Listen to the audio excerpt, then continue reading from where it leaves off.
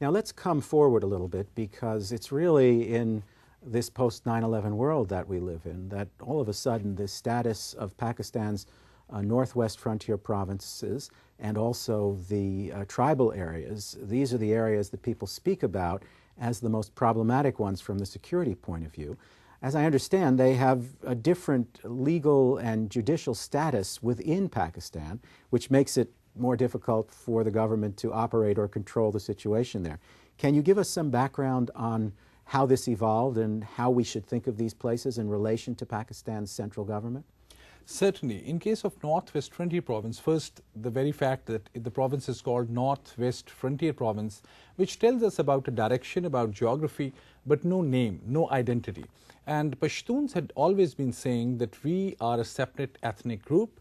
The element of loyalty, the element of interlinkages, the element of tribal culture is so deeply rooted in this community, which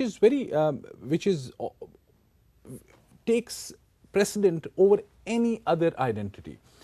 So the Northwest Frontier Province was, and the south of Afghanistan was divided between British India and Afghanistan in 1893 by a person named Durand, D-U-R-A-N-D, and who came from Britain for the first time, drew a line, not realizing that it's very difficult to draw a line in sand.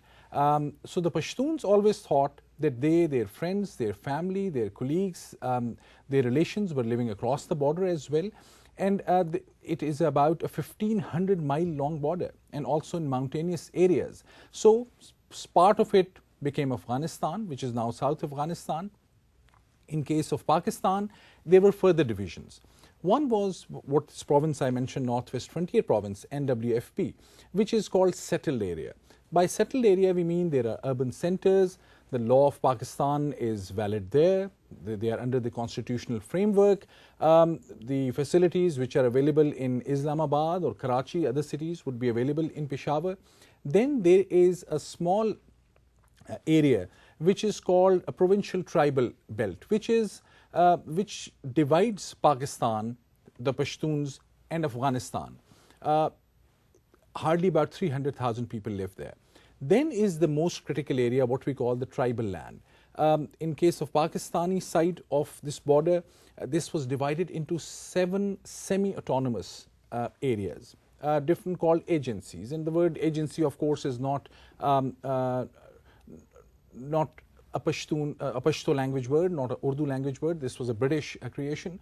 The purpose of the British was, in late 18th century, that this act as a buffer zone between the Russians who had an interest and between British.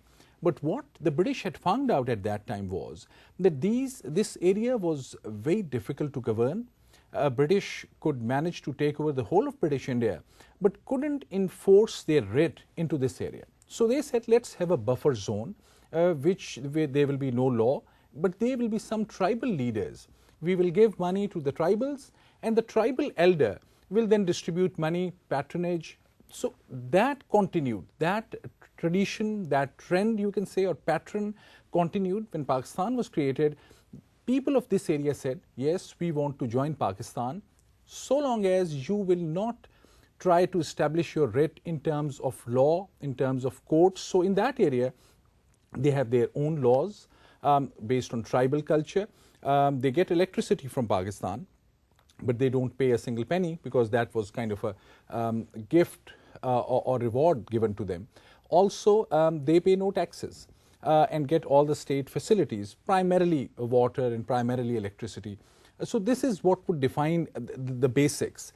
But a deeper analysis of this would tell us that not having the Pakistani law and Pakistani courts and even Pakistani officials operate in the area meant that these tribal leaders operated the way they wanted to, based on what they call Pashtun Wali, which is a pre-Islamic code, which is based primarily on this one principle, that you have to be hospitable and generous to your guests. Secondly, they say if there is any animosity or if there is any slight, then you are bound to take revenge.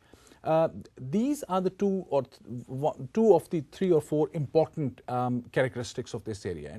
And the decision-making process in this area was a person called Malik, M-A-L-I-K. A Malik, who is a tribal head, is the person in charge. In all the decision-making, in case of any conflict, conflict resolution, if the state of Pakistan wants anything done in the area, they'll not go out and talk to people, they'll just talk to that Malik. So it was an area, a buffer zone between Pakistan and Afghanistan, ruled by these Maliks.